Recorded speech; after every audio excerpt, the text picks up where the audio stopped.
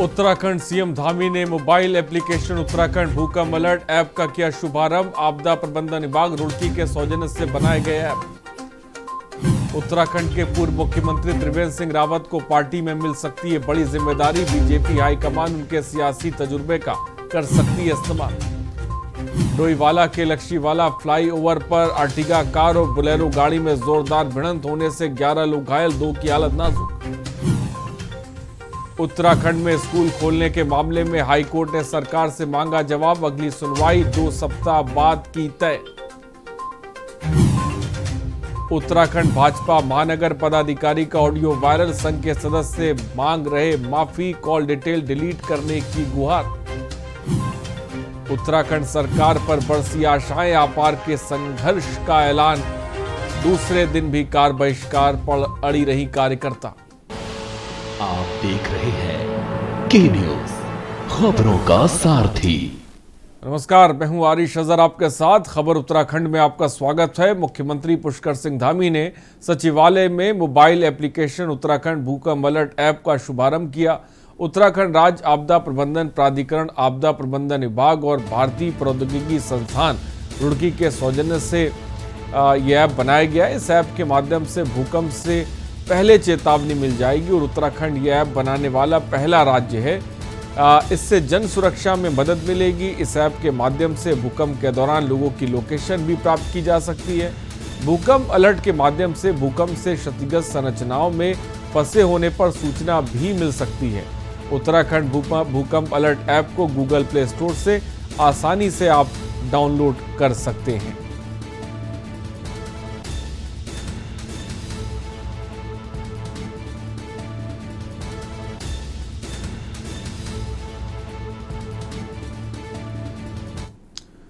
और उत्तराखंड के पूर्व मुख्यमंत्री त्रिवेंद्र सिंह रावत को पार्टी में कोई बड़ी जिम्मेदारी मिल सकती है। जानकारी के मुताबिक बीजेपी हाईकमान उनके सियासी तजुर्बे का इस्तेमाल संगठन में करने की तैयारी में है।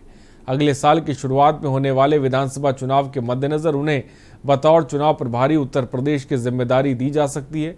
त्रिवेंद्र पहले भी उत्तर प्रदेश में चुनाव सह प्रभारी की भूमिका निभा चुके हैं। आपको बता दें, सोमवार को नई दिल्ली में प्रधानमंत्री नरेंद्र मोदी और केंद्रीय गृह मंत्री अमित शाह से मुलाकात के बाद इस तरह की चर्चाओं को बल मिला है। वहीं इस मामले में बीजेपी प्रदेश अध्यक्ष मदन कौशिक ने कहा कि पूर्व मुख्यमंत्री त्रिवेंद्र सिंह रावत के अनुभव का पार्टी को जरूर लाभ मिलेगा। जितने वरिष्ठ लोग हैं, सामान्यतः सभी को कहीं ना कहीं चुनाव की दृष्टि से काम इस रूप में करते भी हम लोग, तो अच्छा है। कहीं ना कहीं जो अनुभव है, हमने पहले ही कहा था कि पार्टी किसी को इस रूप में नहीं है, सब कहीं ना कहीं उनका उपयोग इस रूप में लेती है। तो त्रिवेंद्र जी का भी कहीं ना कहीं जो मार्गदर्शन है वो किसी ना किसी रूप में मिलेगा। और खबर नैनीताल से, जहां हाईकोर्ट ने 2 अगस्त से कक्षा 6 से 12 तक के स्कूल खोले जाने, कैबिनेट के निर्णय और सरकार का शासनादेश 31 जुलाई 2021 को चुनौती देने वाली जनहित याचिका पर सुनवाई करते हुए सरकार से 17 अगस्त तक जवाब पेश करने को कहा है। मामले की अगली सुनवाई 2 सप्ताह के बाद की तिथि नियत की गई है। मामले की सुनवाई मुख्य न्यायाधीश RS चौहान, न्यायमूर्ति आलोक कुमार वर्मा की खंडपीठ में हुई।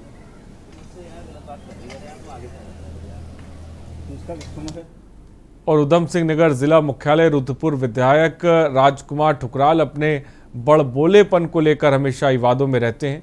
एक बार फिर से अपने विवादित बयान के बाद वो घिर चुके हैं, जहां इस बार ऐसा वैसा विवाद बयान नहीं बल्कि कोर्ट को शमशान बनाने जैसा बयान उन्होंने दे डाला, जो कि अब सोशल मीडिया पर वायरल है। ये बयान सोमवार 2 अगस्त को एक धरने के दौरान दिया गया। अब इस बयान के बाद बीजेपी की खूब किरकिरी हो रही है।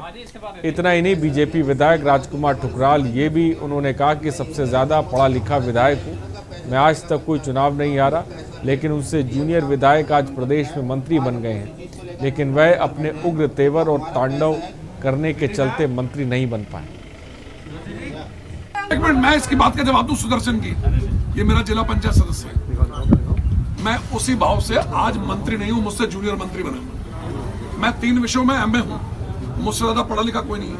मैं 10 इलेक्शन लगातार जीता हूं, आज तक मैं ऊपर वाले की कृपा से कभी हारा नहीं। मैं मंत्री क्यों नहीं हूं भाई? बिल्कुल ठीक है, सिर्फ उस वजह से जो मैंने किया आज तक तांडव। और खबर खटीमा से, जहां लोहा घाट के प्रसिद्ध ऋषिकेश्वर महादेव मंदिर में मंदिर समिति और धर्मशाला के स्वामित्व को लेकर चल रहा विवाद थमने का नाम नहीं ले रहा है। स्वामी मोहनानंद तीर्थ ने 9 अगस्त को धर्मशाला के उद्घाटन का विरोध करते हुए जबरन उद्घाटन करने पर मंदिर परिसर में आत्मदाह की चेतावनी दी है। स्वामी ने मंदिर परिसर में बन रहे धर्मशाला में समिति के लोगों द्वारा जबरन कब्जा करने का आरोप भी लगाया है।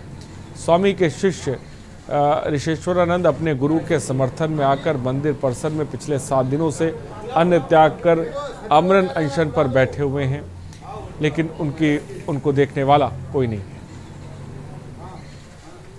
पुलिस को, प्रशासन को पता है कि बाबा द्वारा यहाँ पर विवाद किया जा रहा है और इस समय फिर बाबा को बुलाया और बुला रहे हैं।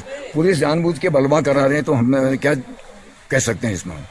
ये पुलिस की व्यवस्था है, प्रशासन की व्यवस्था है कि यहाँ पर बाहर से साधु कौन आ रहे हैं, क्यों उनको आइडेंटिफाई नहीं कर रहे हैं, कैसे आ जा रहे हैं। वो जहाँ पर विवाद होना पहले से नजर आ रहा है, हमको तो उद्घाटन करना अपना तय समय पर, वो तो करेंगे ही करेंगे।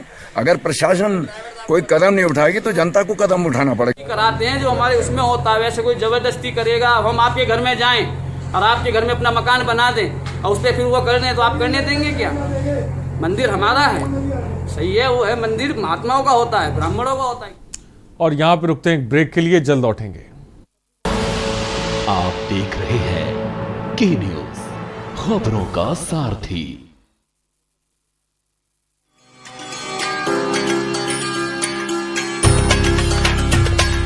उत्तराखंड सरकार ने कोरोना संक्रमण एवं अन्य बीमारियों में अपने माता पिता या संरक्षक को खो चुके बच्चों की देखभाल, उनके पुनर्वास और चल अचल संपत्ति की सुरक्षा के लिए अपना हाथ आगे बढ़ाया है और वात्सल्य योजना का ऐलान किया है, ताकि लाचारी में न गुजरे इनका एक भी पल और संवारा जा सके आने वाला कल। मुख्यमंत्री वात्सल्य योजना में शामिल बच्चों का भविष्य सुरक्षित बनाने के लिए राज्य सरकार ने सभी जरूरी प्रावधान किए हैं। वात्सल्य योजना के अंतर्गत उत्तराखंड में 1 मार्च 2020 से 31 मार्च 2022 तक की अवधि में माता पिता की कोरोना अथवा किसी अन्य बीमारी से मृत्यु हो जाने पर बच्चों को इस योजना के अंतर्गत सहायता प्रदान की जाएगी। वो बच्चे भी लाभार्थी होंगे जिनके माता पिता की मृत्यु पहले हो चुकी है और अब उनके संरक्षक की भी मृत्यु हो गई है। वात्सल्य योजना में चयनित हर बच्चे को 21 वर्ष की आयु पूर्ण होने तक 3000 रुपए की आर्थिक सहायता हर महीने मिलेगी। ऐसे बच्चे को सरकारी नौकरी में भी 5% का क्षैतिज आरक्षण मिलेगा और साथ ही बच्चों की रुचि के मुताबिक उनके कौशल विकास पर भी ध्यान दिया जाएगा। कोरोना के मुश्किल समय ने जिन बच्चों की आंखों में आंसू भर दिए, उनके चेहरों पर वात्सल्य योजना मुस्कुराहट लाएगी। अधिक जानकारी के लिए विजिट करें www.wecd.uk.gov.in। कॉल करें 7579-215264 पर। कोरोना में जो बच्चे हुए अनाथ, उत्तराखंड सरकार थामेगी उनका हाथ। जुबान के लिए उड़ चला गैरों की ज़मीं पर, खुशबू अपने पन की ढूंढता औरों की ज़मीं पर। मेरी माटी की ये जुबान, मेरी माटी की ये जुबान है मुझसे दूर मीलों दूर, पर ये दिल है कि चख रहा है उन्हीं अल्फाजों का नूर नूर और नूर। दूर कितना भी जा, इस जुबान से दूर ना जा पाओगे। विमल, बोलो जुबान केसरी।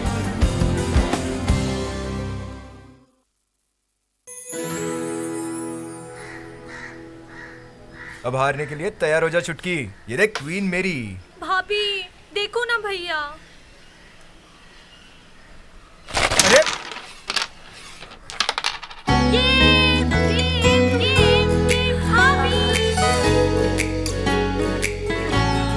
पिटारा खजाना खास पलों का।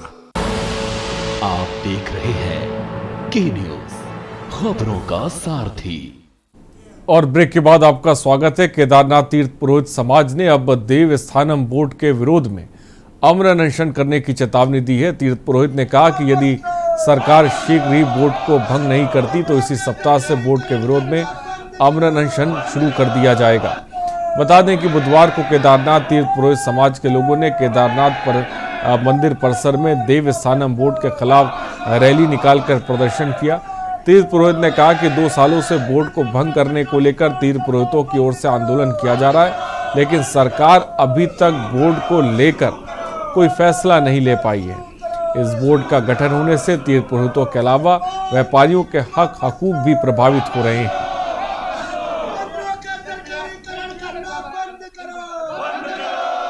श्री केदारनाथ धाम में हमारे तीर्थ पुरोहितों को लगभग जो है 2 साल से हम लोग आंदोलन कर रहे हैं, लेकिन सरकार के काम में जूता नहीं दिख रहा है। और हमारे कुछ नवयुवक साथियों तीर्थ पुरोहितों ने ये आग्रह कर दिया है कि हम आने वाले कुछ दिन बाद जो है आमरण अनशन पर जो है श्री केदारनाथ धाम में बैठ जाएंगे। और अभी भी धामी सरकार को जो है इस देवस्थान बोर्ड को तत्काल भंग करना पड़ेगा, अन्यथा यहाँ पर जो है उग्र आंदोलन की चेतावनी देते हैं। जय श्री केदार। और डोईवाला में तमाम पत्रकारों की देखरेख में श्रमजीवी पत्रकार यूनियन इकाई का गठन सर्वसम्मति से करते हुए जहां जावेद हुसैन को अध्यक्ष बनाया गया, तो वहीं संजय राठौर को महामंत्री पद की जिम्मेदारी सौंपी गई। श्रमजीवी पत्रकार यूनियन के जिला अध्यक्ष चंद्रवीर गायत्री की देखरेख में चुनाव की प्रक्रिया संपन्न हुई। सभी पत्रकारों को साथ लेकर पत्रकार की समस्याओं को उचित मंच पर उठाने के साथ इनके निराकरण का प्रयास किया जाएगा। इस अवसर पर जिला अध्यक्ष चंद्रवीर गायत्री और नवनियुक्त अध्यक्ष जावेद हुसैन ने कहा कि पत्रकारों के विश्वास पर खरा उतरने के साथ ही डोईवाला में संगठन का ऑफिस बनाने का प्रयास भी करेंगे।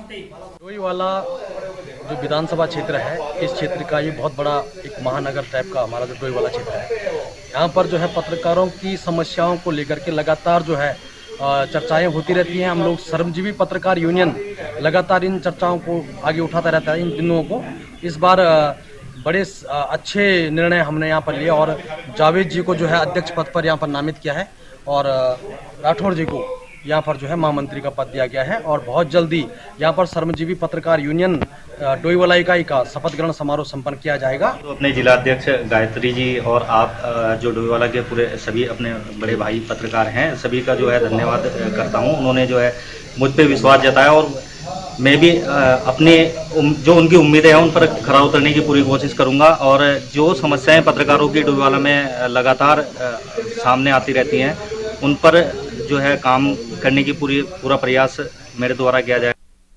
और खबर नैनीताल से, जहां हाईकोर्ट ने पंतनगर में नेशनल हाईवे नगला और पंतनगर यूनिवर्सिटी की जमीन पर अतिक्रमण करने के खिलाफ दायर जनहित पर सुनवाई की। जिला अधिकारी उधम सिंह नगर से सभी उच्चाधिकारी व्यक्ति रूप में कोर्ट में पेश हुए। उन्होंने कहा कि अतिक्रमणकारियों को नोटिस जारी करने के साथ ही मुकदमा दर्ज किए गए हैं। याचिकाकर्ताओं के अधिवक्ता ने कोर्ट से आग्रह किया कि नेशनल हाईवे अथॉरिटी के तहत अतिक्रमणकारियों पर पेनल्टी लगाई जाए। कोर्ट ने राज्य सरकार से 3 सप्ताह में प्रगति रिपोर्ट पेश करने की बात भी कही है। पक्षकार हैं, उनकी तरफ से जिलाधिकारी, एसएसपी महोदय, सचिव पीडब्ल्यूडी और डायरेक्टर अर्बन डेवलपमेंट सभी उच्चाधिकारी आज इसमें उपस्थित थे। कोर्ट ने इसमें प्रगति पूछी थी कि अतिक्रमण हटाने के बारे में क्या कार्रवाई की जा रही है, तो कोर्ट को बताया गया कि काफ़ी लोगों को इसमें नोटिस जारी किए जा चुके हैं और बाकी की प्रक्रिया चल रही है। और पीपी एक्ट में इनके इवेक्शन की कार्रवाई के लिए एसडीएम कंसर्न जो है उनके यहाँ मुकदमे भी दायर किए गए हैं। तो कोर्ट से हमने रिक्वेस्ट किया था कि जो Uttarakhand road infrastructure protection act है, इसके अंडर भी कार्रवाई की जाए, क्योंकि उसमें भी पेनल्टी का प्रावधान है। तो कोर्ट ने उसके लिए डायरेक्ट किया है और साथ ही अगली तारीख तक गवर्नमेंट को डायरेक्ट किया है कि वो अपडेट करे कि जो इविक्शन की प्रोसीडिंग चल रही हैं इन इंक्रोचर्स की, उसके बारे में क्या प्रगति हुई है, इसके बारे में अगली तिथि तक स्टेटस रिपोर्ट मांगी है। और रुकते हैं ब्रेक के लिए, जल्द हाजिर होंगे। आप देख रहे हैं के न्यूज, खबरों का सारथी। कोविड संक्रमण के बीच आर्थिक संकट से जूझ रहे पर्यटन उद्योग और 4 धाम यात्रा से जुड़े कारोबारियों के लिए मुख्यमंत्री श्री पुष्कर सिंह धामी ने लगभग 200 करोड़ रुपए के आर्थिक पैकेज की घोषणा की है, जिसका लाभ लगभग 1,64,000 लोगों को मिलेगा। इसका एक ऐसा सिस्टम बनाएंगे कि ये जो धनराशि है वो जो लाभार्थी हैं उनके सीधे खाते में पहुंचेगी, उसमें उनको कहीं भटकना नहीं पड़ेगा, कहीं वो नहीं होगा। उसमें हम सिंगल विंडो सिस्टम के आधार पर काम करेंगे। पर्यटन से जुड़े 50,000 पंजीकृत व्यक्तियों को 2,000 रुपए की दर से 6 महीने तक आर्थिक सहायता दी जाएगी। पंजीकृत टूर ऑपरेटरों और एडवेंचर टूर ऑपरेटरों रिवर गाइड्स और नैनीताल और टिहरी झील के बोट संचालकों को 10,000 रुपए की दर से आर्थिक सहायता उपलब्ध कराई जाएगी। इन क्षेत्रों में व्यावसायिक गतिविधियों के लाइसेंस शुल्क में भी छूट दी जाएगी। सार्वजनिक सेवा यानों के 1 लाख से अधिक कार्मिकों और सांस्कृतिक दलों को भी आर्थिक सहायता दी जाएगी। वीर चंद्र सिंह गढ़वाली एवं दीनदयाल उपाध्याय होम स्टे योजना के तहत ऋण पर 6 माह के लिए ब्याज प्रतिपूर्ति सहायता प्रदान की जाएगी। कोरोना महामारी से हुए नुकसान से पर्यटन उद्योग को उबारने के लिए उत्तराखंड सरकार निरंतर कार्यरत है। सबका साथ, सबका विकास, सबका विश्वास। जुबान के लिए उड़ चला गैरों की ज़मीं पर, खुशबू अपने पन की ढूंढता और दूर कितना भी जा, इस जुबान से दूर ना जा पाओगे। विमल, बोलो जुबान केसरी।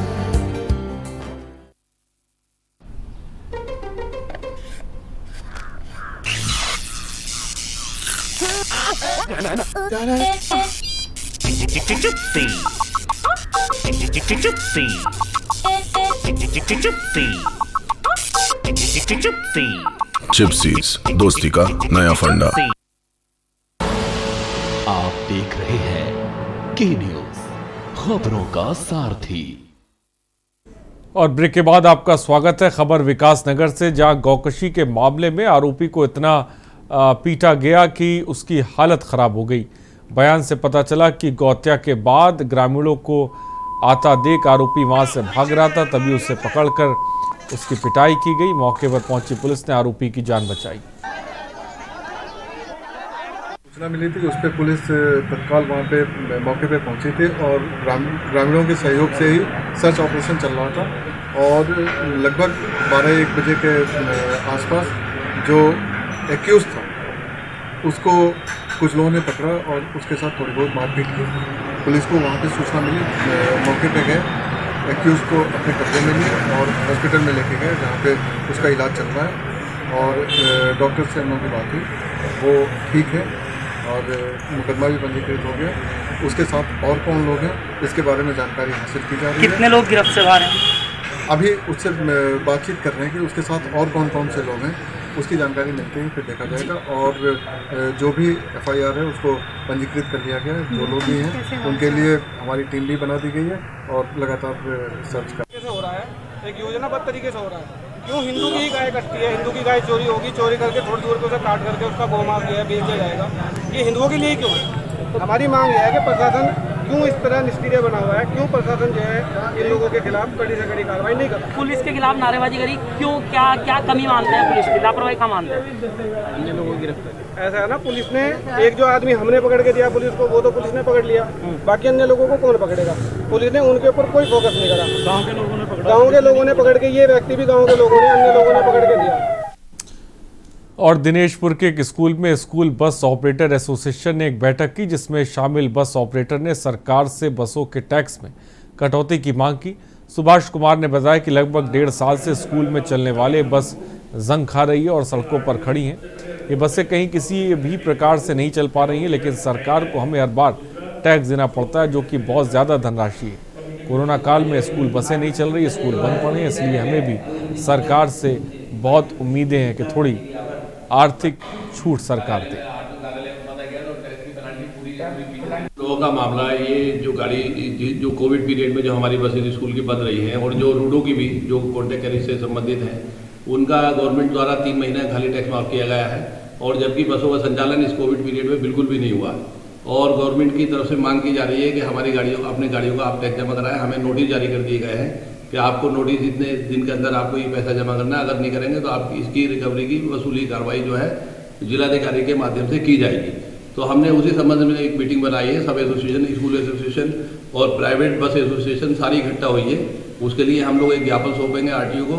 यहाँ पर जो योजना बनी है और जो उन्होंने सरकार से मांग रखी है वो यही है कि इस कोविड पीरियड का जो रोड टैक्स माफ़ किया जाए और जैसा कि भाई साहब ने बताया कि इस ड्यूरेशन में जो परमिट हमारे जो लैब्स हुए हैं उनका ड्यूरेशन बढ़ाया जाए और ऐसी कई मांगे हैं। ITO वाला का टैक्स के छूट के लिए बैठा था, तो मेरा 2 गाड़ी पहले पकड़ा है, वो एक गाड़ी में वो पे था। और रुद्रप्रयाग में कभी कूड़े की गंदगी से दूभर रहने वाले अगस्त्यमुनि शहर आज स्वच्छ और सुंदर नजर आ रहा है। नगर पंचायत के गठन के बाद अगस्त्यमुनि शहर की कायाकल्प हो गया है, जहां एक और यहाँ कूड़े की समस्या से लोगों को निजात मिली, वहीं इस कूड़े से लाखों की आमदनी नगर पंचायत को प्राप्त हो रही है। कूड़ा निस्तारण करने से नगर पंचायत महत्वपूर्ण भूमिका निभा रहा है। अब तक 185 टन जैविक कूड़े को कॉम्पैक्ट किया जा चुका है।